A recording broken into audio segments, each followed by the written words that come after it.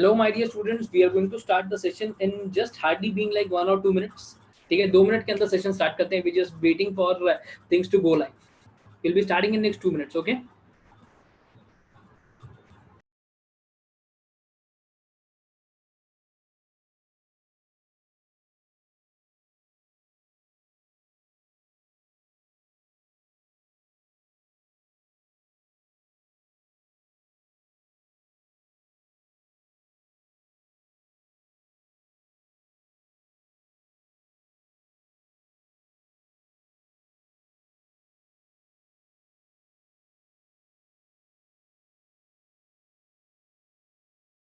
Hello everybody, welcome back.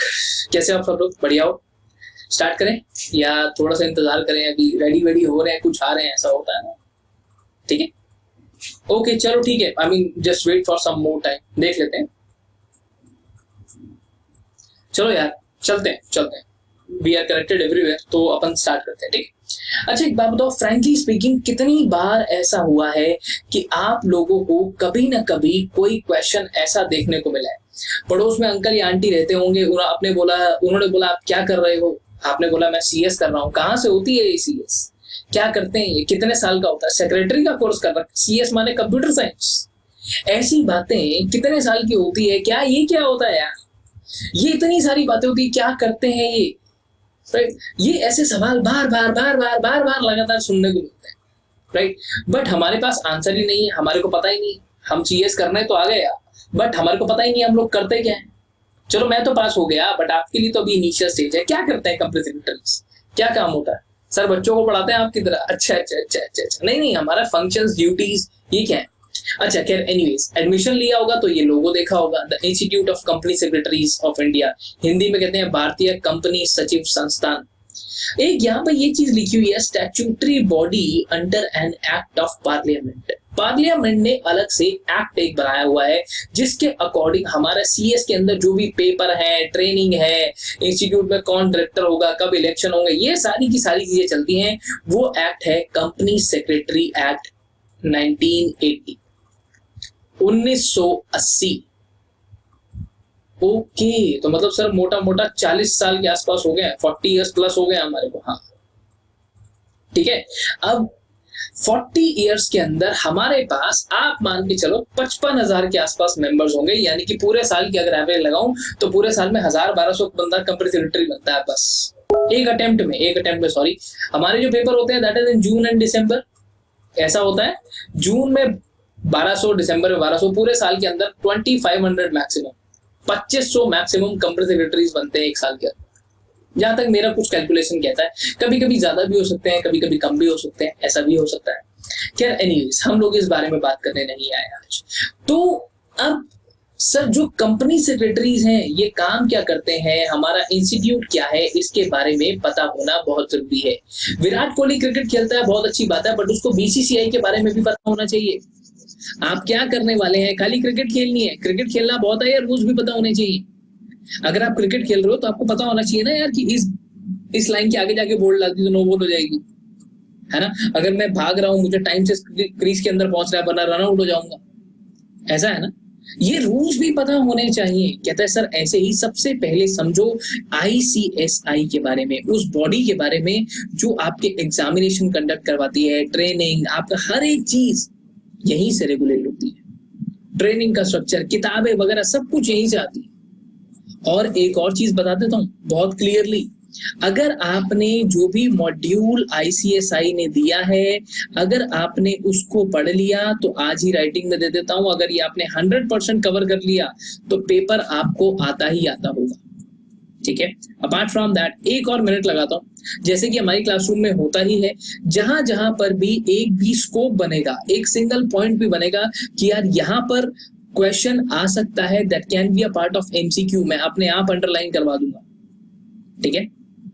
कह रहे sir ICSI करता क्या है? सिंपल सी बात है, जो कंप्यूटर सेक्रेटरीज का प्रोफेशन है उसको रेगुलेट करता है. ठीक है. It is a body set up under the act of parliament. It is a professional body set up under the act of parliament, company secretaries act 1980. Okay sir, ये ICSI जो हमारा है, जैसे आपने सुना होगा मिनिस्ट्री ऑफ फाइनेंस है ना. ऐसे मिनिस्ट्री ऑफ फाइनेंस सुना होगा, और क्या सुना है? मिनिस्ट्री ऑफ लेबर सुना है. सुना है? मिनिस्ट्री ऑफ ह्यूमन रिसोर्स, ऐसे न जाने कितनी सारी मिनिस्ट्रीज हैं। हम कौन सी मिनिस्ट्री के अंदर आते हैं? हम आते हैं मिनिस्ट्री ऑफ कॉर्पोरेट अफेयर्स के अंदर आते हैं। MCA कहा जाता है। क्या कहते हैं? MCA। इंस्टीट्यूट का क्या काम है? इंस्टीट्यूट का काम है कि भैया CS कोर्स हो रहा है तो ठीक है, CSEE की बात करें, एग्जीक्यूटिव की बात करें, चाहे हम फाइनल की बात करें, वहां पे proper standards, proper top quality education provide करना। आज के टाइम पे 50,000 से ज्यादा मेंबर्स हैं अपने पास और एक टाइम पे 4 लाख से ज्यादा बच्चे एनरोल होते हैं। हमेशा ऐसा नहीं होता है, बहुत बार ऐसा भी हुआ है जब नंबर ऑफ एडमिशंस कहीं ना कहीं 2.25 लाख के आसपास रह गए। ठीक है, एडमिशंस मतलब कहीं ना कहीं जितने बच्चे एडमिशन ले रहे हैं उतने ही प्रिवेलिंग है उस टाइम पे। और आज भी अगर बात करूं, अगर कोई भी आपका करियर काउंसलिंग के लिए आएगा तो वो यही बताएगा इंडिया के अंदर सबसे बड़ा course when it comes to commerce that is CS plus LLB। बताऊंगा वो आगे चल के पावर्स मिल जाती हैं बहुत सारी, कोई कुछ नहीं बताता है, काउंसलर सबसे आगे ये बताता है CS प्लस LLB कर ली तो फिर that is all about the authority जो आपको मिल जाती है। कह रहे सर ICSI के हेडक्वार्टर्स कहाँ है? न्यू दिल्ली में, जहाँ पे सर रहते हैं। ICSI हेडक्वार्टर पे रहते हो आप? नहीं यार, ICSI हेडक्वार्टर्स पे नहीं रहते हम लोग तो। और उसके बाद 4 रीजनल ऑफिसेस हैं, जैसे नॉर्थ साउथ ईस्ट वेस्ट ऐसे होता है, ठीक इस तरीके से न्यू दिल्ली, चेन्नई, कोलकाता एंड मुंबई, इसे बोलते हैं हमारे रीजनल सेंटर्स। ठीक है, 4 रीजन होते हैं, नॉर्थ ईस्ट साउथ वेस्ट, तो ये 4 रीजनल ऑफिसेस हैं। ठीक है, पेपर में ये भी हो सकता है इन विच स्टेट और in which city the regional north regional office is located, ये भी हो सकता है। कह रहे सर और इसके अलावा 70 चैप्टर्स हैं। 70 चैप्टर्स क्या हैं? इन 4 स्टेट्स के अलावा जहां जहां पर ICSI ने अपनी ब्रांच खोली हुई है that is known as chapter, that is known as chapter, उसे चैप्टर कहा जाता है। ओके सर, हम कहीं ना कहीं सोशल इकोनॉमिक ग्रोथ के अंदर कंट्रीब्यूट करते हैं, ये सब चीजें छोड़ो, अब मुद्दे की बात पे एक और आते हैं।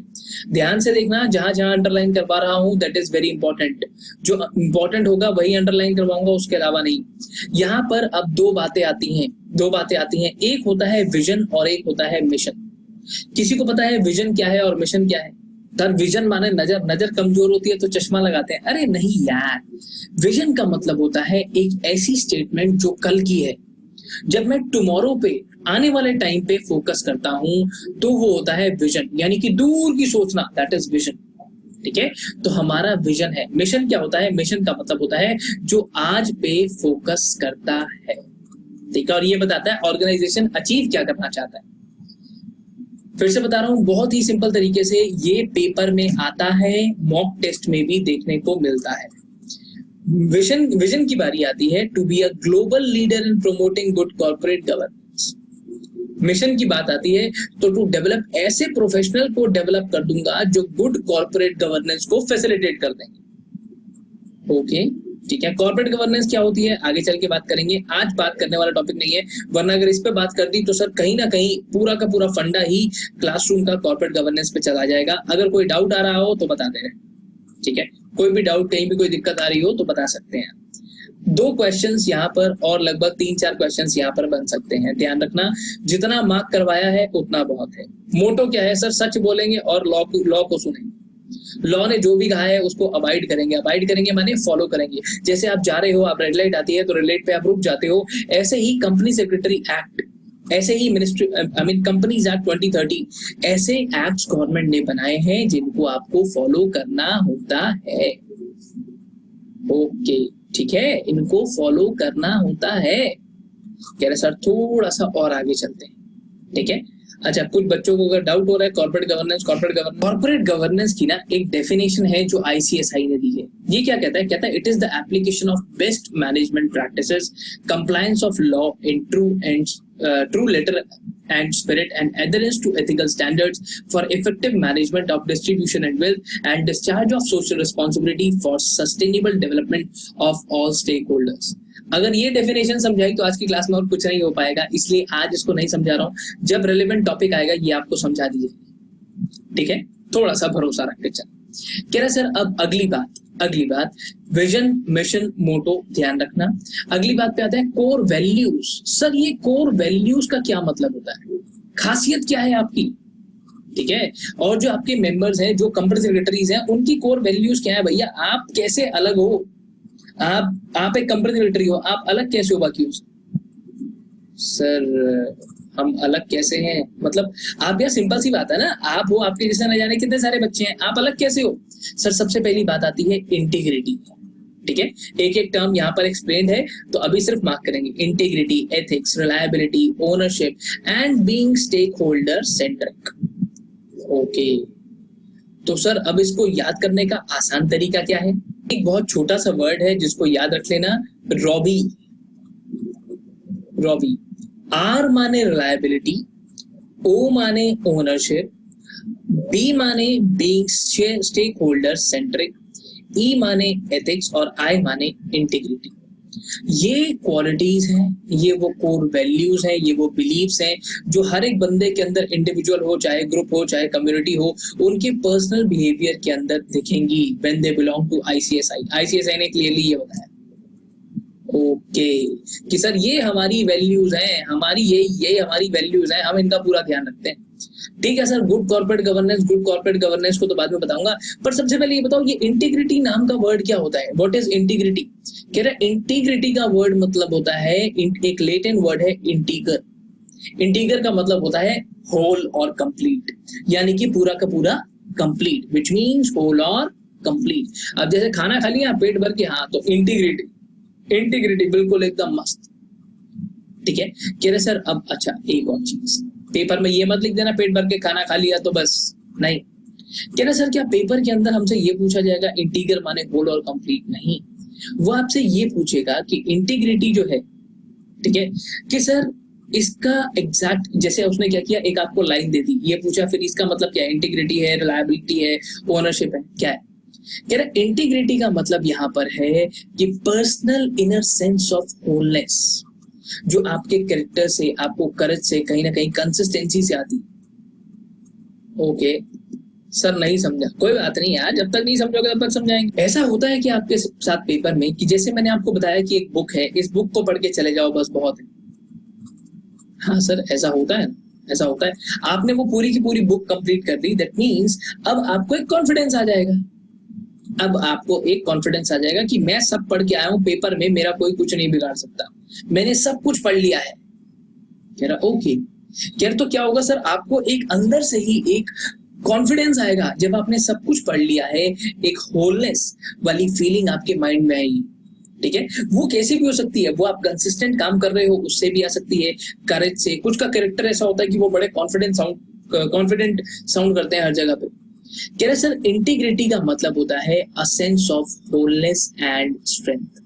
जितने भी मेंबर्स हैं, जब आप पास हो जाओगे, आईसीएसआई के मेंबर बन जाओगे, जैसे मैं पास हो गया तो मैं मेंबर हूं, तो अब हम लोगों को क्या करता है, हम लोगों को एम्पावर करने के लिए कंसिस्टेंट बेसिस पर इंस्टीट्यूट कभी कुछ स्टैंडर्ड्स इशू करता है, openness, transparency, loyalty, maturity, objectivity, इन सब चीजों के बारे में स्टैंडर्ड्स इशू करता रहता है, और ध्यान रखता है कि हाँ भाई जो बंदा कंपनी सेक्रेटरी बन गया, कल को कहीं ऐसा तो नहीं है कि यार उसको कुछ आ ही नहीं रहा है। ठीक है, कुछ भी चेंज आ रहा है लॉ के अंदर, उसके लिए आपको बताया जाता है कि यार देखो, अच्छा आपने देखा होगा एक वीडियो बहुत टाइम से चल रहा है, अब तो हो चुका है वो, कि ट्रैफिक के चलान रिवाइज हो गए हैं, पर ऐसे न जाने कितने वीडियोस हैं जो टाइम टू टाइम चलते जा रहे हैं। अब लॉ में चेंज आ गया, आपको कैसे पता चलेगा? इंस्टीट्यूट बताता है, ईमेल आता है, इंस्टीट्यूट के मेंबर्स भी ईमेल करते हैं, ताकि आपको लगे कि हाँ यार मेरे को सब आता है। Gives a sense of wholeness and strength. Okay okay, ठीक है, कहीं ना कहीं कुछ कोर प्रिंसिपल्स जो आपको एम्पावर करेंगे ताकि आप कंसिस्टेंट रहें, आपके पास जो है वो हाई स्टैंडर्ड्स ऑफ, आप कह सकते हो, honesty, openness, transparency, loyalty, maturity, in terms के अंदर हम कहीं भी लैग नहीं करने चाहिए। सर फालतू था थोड़ा सा, बट कोई बात नहीं, कोई बात नहीं। अच्छा, अब किसी बच्चे के दिमाग में एक क्वेश्चन आता है, वो पूछता है कि भाई इटिमोलॉजिकली का मतलब क्या है? इटिमोलॉजिकली तो का तो मतलब, इसका मतलब होता है relating to the historical development. जब पुरानी, एकदम बहुत पुरानी बातें हम करते हैं जाके, तो उसे कहते हैं इटिमोलॉजिकल। अच्छा अच्छा, ऐसे कुछ वर्ड्स भी देखने को मिलेंगे, तो ध्यान रहे जब आप बिजनेस कम्युनिकेशन पढ़ रहे हैं तो वो अपने तरीके से वर्ड्स के मीनिंग भी आपको पता होने चाहिए, वो आउट कर देता है वरना। क्या है सर? अगली बात पे आते हैं। इंटीगर का मतलब पता चल गया। इंटीग्रिटी मतलब इंटीगर, दैट मींस होल और कंप्लीट। और इंस्टीट्यूट ऐसे न जाने कितने सारे स्टैंडर्ड्स इशू करता रहता है ताकि इंश्योर करने के लिए कि हाँ सर, जो भी बंदा आईसीएसआई का मेंबर है वो हर एक तरीके से कंप्लीट है। ठीक है, कह रहे सर अगली बात आती है, अब आता है वर्ड एथिक्स। एथिक्स माने सर, एथिक्स माने तमीज सर, वो कहते हैं ना एथिक्स है इसको, ये बहुत एथिकल बच्चा है ना। वो आते जाते पड़ोस में तुम्हारी मम्मी को नमस्ते कर, मम्मी के देखो रोज नमस्ते करके जाता, तू देखियो तूने कभी आज पड़ोस वाली आंटी को नमस्ते करी है? उसका तो पता नहीं आंटी, उसकी बेटी को जरूर करी होगी हाय हेलो एक दो बारी, है ना, उनकी बेटी को हाय हेलो जरूर करी होगी। एथिक्स नाम का वर्ड निकल कर आता है इथोस से, जो बताता है किसी इंसान का कैरेक्टर या कस्टम। जैसे वो कहते हैं ना यार कि हमारे यहाँ पे बहुत होता है, ओए उस लड़के के साथ में घूमियो, बहुत गंदा लड़का है, right? That is all about distinguishing the character, moral nature, guiding beliefs of a person. कहीं ना कहीं सर ये एथिक्स ही हैं जो एक इंसान को दूसरे इंसान से दूसरे इंसान से अलग करते हैं। ओके, मेरे में और एक स्मगलर में एक बंदा है जिसने मर्डर कर रखा है, क्या फर्क है? एथिक्स का ही तो फर्क है। क्या सही है क्या गलत, इसकी सेंस होना ही एथिक्स है। ठीक है, अब क्या देखते हैं, हम सड़क पे जा रहे हैं, एक बंदे की बहस होगी, वो मार रहा दूसरे वालों को, दे धड़ाधड़। What is right, what is wrong, इसकी सेंस होना ही एथिक्स कहलाया जाता है। Possessing a sense of what is right and what is wrong. ठीक है, ओके, ठीक है सर, सिंपल सी बात समझ में आई। ओके, सिर्फ इतना ही नहीं, आपको पता है क्या सही है क्या गलत है। आपको पता है, जैसे यार वो आप लोगों ने सुना होगा कि ड्रग्स गलत है, हमारे को पता है, फिर भी हम कंज्यूम कर रहे हैं। कह रहे नहीं sir, with a desire to do good. ठीक है, आपको पता है क्या सही है। जैसे आप देखते हो बहुत सारी वीडियोस आती हैं, उन वीडियोस के अंदर क्या होता है कि वो कहता है कि यार नहीं, आप देखते हो ना बहुत सारे लोग क्या करते हैं, जैसे किसी की गाड़ी खराब हो गई सड़क पे, उसकी हेल्प कर दी, किसी को खाना खिला दिया, तो वो क्या है, a desire to do good, अच्छा काम करने का दिमाग में है आपके, फॉर समवन। जैसे वो कहता था, सलमान खान ने एक मूवी में कहा था, नहीं थैंक यू मत बोलो, 3 लोगों की मदद करना, उनको बोलना आगे 3 लोगों की मदद करें। तो उसको पता है क्या सही है क्या गलत है, and after that with a desire to do good for someone. Okay okay, ठीक है। और ऐसे ही इंस्टीट्यूट ने भी क्या किया है, they have built on principle of ethics, अपने मेंबर्स के लिए उन लोगों ने बनाए हैं ताकि वो प्रमोट करते रहें एथिकल प्रैक्टिसेस। जैसे अच्छा एक और चीज बताओ, एक बंदा है सरकारी आदमी है, वो रिश्वत लेता है, क्या सही है? नहीं सर, सही तो नहीं है। अंडर द टेबल आप जाके उसको पैसे दे देते हो, ले लो यार ले लो, है ना। कह रहे सर ऐसे ही अब जैसे रिश्वत लेना पाप है, लेना रिश्वत लेना गलत है, रिश्वत देना भी तो गलत है। कह रहे सर इंस्टीट्यूट भी क्या करता है, ऐसे ही एथिकल आप कह सकते हो प्रिंसिपल्स इशू करता रहता है मेंबर्स के लिए, इंश्योर करता रहता है कि हाँ यार वो हाई एस्टीम पे कहीं ना कहीं रहे, और क्वालिटी और रेपुटेशन दोनों की बनी रहे, मेंबर्स की भी हमारी भी।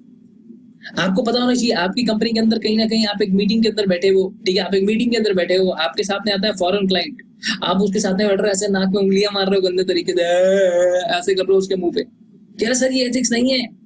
आप ऑफिस में जाते हो, कैसे कपड़े पहन के जाते हो सर? ग्रीन शर्ट आपने डाली है, ऑरेंज कलर की पैंट आपने डाली है, और लाल जूते आप पहन के जा रहे हैं, वाह भाई वाह। समझो इस बात को, ये एथिकल सर, क्या हमारा ये कपड़े सब बताते हैं सर? आपकी एक प्रॉपर ड्रेस होती है जो आपको बताई जाती है whenever you are going to represent your company for in any of the regulatory authorities। क्या ना सर? अच्छा, being stakeholder centric। अच्छा, आपने क्या देखा है बहुत बार कि सर एक बंदे का नहीं, घर में सब लोगों का ध्यान मम्मी रखती, ऐसा होता है? कह रहे हाँ सर, हाँ बिल्कुल। तो इंस्टीट्यूट ने भी ऐसा ही किया है। इंस्टीट्यूट ने कहा है कि सर जो भी बंदा एसोसिएटेड है, चाहे वो स्टूडेंट है चाहे मेंबर है, तो उन सबको कहीं ना कहीं हम उनके अंदर ऑनेस्टी, ट्रांसपेरेंसी, उनके बिहेवियर, प्रैक्टिसेस, प्रोसेसेस, हर एक चीज का ध्यान रखेंगे और उसको प्रमोट करेंगे। हर एक इंसान के अंदर जो भी ऑनेस्टी है, ट्रांसपेरेंसी है, उनके बिहेवियर के अंदर उसे प्रमोट किया जाएगा। अगर आप कोई भी काम कर रहे हो, जैसे आप देखते हो कि हाँ यार नहीं, सामने वाला बंदा रिश्वत मांग रहा है, नहीं भैया आप चालान काटो, रिश्वत नहीं दूंगा आपको। वाह भाई वाह, वाह भाई वाह, सुनने में कितना अच्छा लगता है। 2000 का चालान कटा लूंगा भैया, 500 रुपए रिश्वत दूंगा आपको, मेरे एथिक्स है, मेरे को सिखाया है मेरे इंस्टीट्यूट ने। ठीक है, आप कुछ बच्चे कह रहे होंगे क्या फालतू की बात बता रहे हो यार, आ जाता है पेपर। कहता नेक्स्ट आती है रिलायबिलिटी। ठीक है। रिलायबिलिटी क्या होती है सर? रिलायबिलिटी माने भरोसा, भरोसा, भरोसा। हाँ, जैसे तुम्हारे को अपनी एक्स पे नहीं है सर, क्या बताऊं आपको कैसी थी वो, अरे कैसी थी कैसा था छोड़ो। तो रिलायबिलिटी का मतलब होता है सर्विस एंड कमिटमेंट। रिलायबिलिटी सबसे पहले बहुत ज्यादा जरूरी है। अगर आप किसी भी बंदे को कोई भी सर्विस प्रोवाइड कर रहे हो तो उसका आप पे भरोसा करना बहुत जरूरी है। आप एक बंदे के यहाँ जाते हो बाल कटवाने के लिए, कच कच कच कच कच, ठीक है, वो आधे ही बाल काट देता है यहाँ से, उसके बाद कहता है भैया मैं नहीं काट रहा। सर मैं क्या करूंगा, मारूंगा उसको? नहीं। तो सबसे पहले कहीं ना कहीं क्या चाहिए? Reliability, quality of service and commitment. अगर मैं कहीं पे जाता हूँ वो बढ़िया से बाल काट देता है, मैं कहा बहुत बढ़िया, ये ले तू 50 रुपए और ले, आज कर 100 रुपए और ले, है ना। बट अगर ऐसा नहीं है तो सर कहीं ना कहीं रेपुटेशन कॉम्प्रोमाइज हो जाएगी सर, आपकी भी और आईसीएसआई की भी। यस, जब आप पास हो जाओगे तो आपके साथ वर्ड आईसीएसआई अटैच हो जाएगा, ऐसा किताबों का कहना है। ठीक है, कह रहे रिलायबिलिटी बहुत जरूरी है sir, quality of service, reliability बहुत जरूरी। कह रहा ओके ठीक है, ठीक है, चले आगे। कह रहे अब सबसे पहले हमारी यूएसपी क्या है? कहता है बढ़िया क्वालिटी और साथ ही साथ predictability through commitment and value added services is what should be the strongest USP. यानी कि एक स्पेशलाइजेशन जो होती है जिसको हम यूएसपी कहते हैं। कोई बच्चा पूछेगा यूएसपी की फुल फॉर्म क्या होती है? Unique selling proposition. ओके, कहीं ना कहीं जिसको कहते हैं एक यूनिक बेनिफिट। ओके, ठीक है। रिलायबिलिटी, अगर कोई बंदा आ रहा है तो उसको क्वालिटी सर्विस मिलेगी। अगर हमने कमिटमेंट कर दी कि भैया आज ये काम हो जाएगा तो हो जाएगा, रिलायबिलिटी। कह रहे नेक्स्ट इज ओनरशिप। कह रहे सर ओनरशिप का मतलब क्या? मालिक होंगे हम? नहीं नहीं नहीं नहीं नहीं, इसका मतलब है कि सर कहीं पर भी अगर आपने कोई काम किया है तो आप देखते हो ना, जैसे क्या बड़ाई हो रही है, कोई तारीफ कर रहा है तो मेरी है, और अगर कोई बुराई कर रहा है, नहीं नहीं मैंने नहीं किया, ये तो उसकी गलती है, ऐसा होता है। कहता सर सबसे यहाँ पे ओनरशिप का मतलब है रिस्पॉन्सिबिलिटी, अकाउंटेबिलिटी एंड एम्पावरमेंट।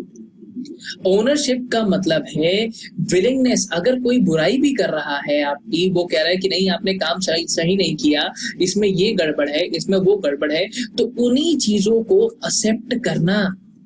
अगर मैं आपको कह रहा हूं आप पढ़ते नहीं हो तो इस चीज को एक्सेप्ट करना, बहाने नहीं देना, बहाने नहीं देना कि नहीं सर हमारे घर पे गेस्ट आ गए थे, नहीं उसका बेबी का फोन आ गया था सर बीच में, क्लास रह गई फिर उसके बाद। नहीं, it's all about setting priorities. Baby को बोलो आधे घंटे बाद आए, ठीक है। It's all about setting once priorities.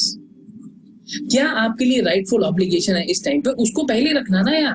बाद में जब मेरी क्लास खत्म हो जाएगी उसके बाद तो बेबी से ही बात करनी है तुमने, ठीक है।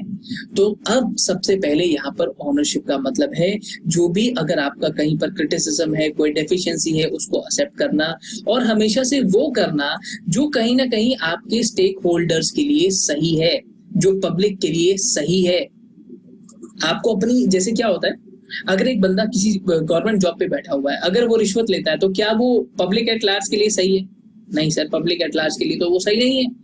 ऐसे ही आपको आगे चल के बहुत सारी चीजें पढ़ने को मिलेंगी जहां पर आपको दिखेगा कि यार मुझे सच में मीटिंग करनी है या किताबों पे चलानी है, मुझे सच में अपॉइंट करना है या नेम लैंडिंग लेनी है, ठीक है। Okay, it's all about a commitment कि आप कोई गलत काम नहीं करेंगे, promise to make some unintentional wrong even if, अगर वो इनकन्वीनियंट भी है, ठीक है, तो भी आप किसी भी टाइप का गलत नहीं करेंगे यार। तो आप सिंपल सी बात है, कोई गलत काम नहीं करना है। इसको आप जितना मर्जी, आप जितनी मर्जी लाइनें इंस्टीट्यूट घुमा ले, आपको बात समझ में आ गई मैं क्या कहना चाह रहा हूँ।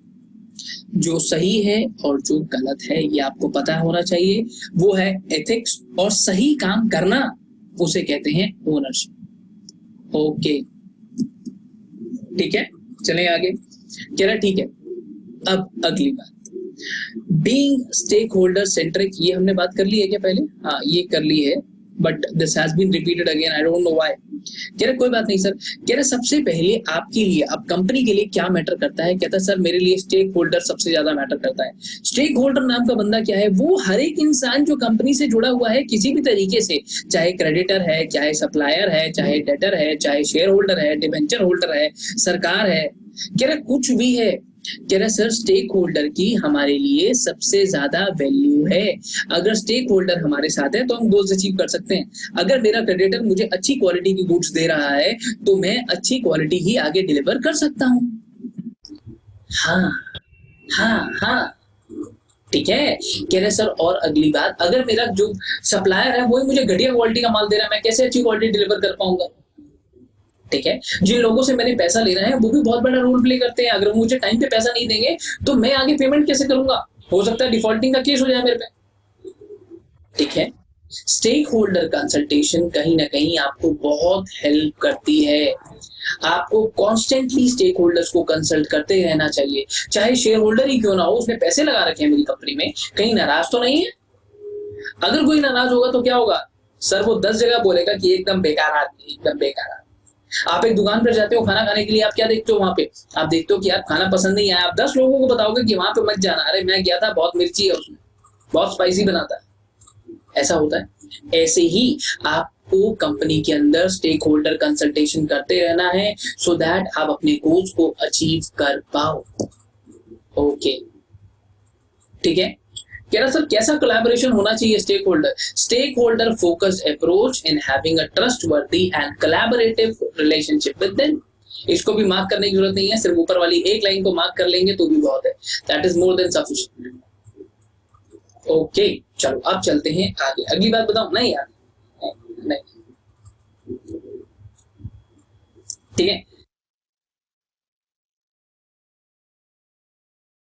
सो माय डियर स्टूडेंट्स, देखो अगर किसी को कोई भी डाउट है तो प्लीज आप चैट पे शेयर कर सकते हो। अपार्ट फ्रॉम दैट देखो रोज रोज तो हर एक टीचर सेशन लेना नहीं आएगा, ठीक है। हमारे पास बिजनेस कम्युनिकेशन की टीचर है, उनकी बात अलग है, but still you guys can find, I mean, about the a WhatsApp group is there, one Telegram group is there, the links are provided in chat. You can join our groups and you can get you will get access over each and every useful information जो भी आपकी होती है CSWT की and rest of the things which are going on, वो सारी चीजें will be shared over on these WhatsApp and Telegram groups, ठीक है। अगर किसी को कोई भी डाउट है अभी तो भी शेयर कर सकता है, you can let us know. चाहे अच्छा ठीक है ऐसे नहीं समझ में आ रहा है, कोई बात नहीं, चैट में डाउट शेयर कर सकते हो। ओके,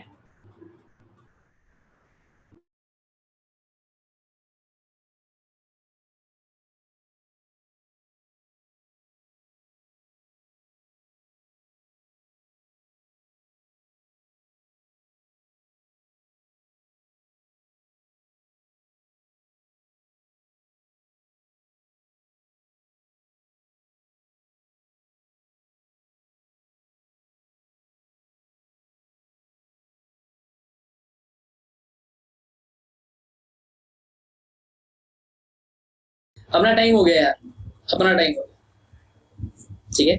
बस दैट्स इट, आज की क्लास के लिए इतना है, ठीक है। अब अगर आप लोगों को कुछ डाउट्स हैं तो प्लीज बताओ, आई एम वेटिंग ओवर है, जो भी आपके डाउट्स हैं आप लोग शेयर कर सकते हो, प्लीज गो अहेड।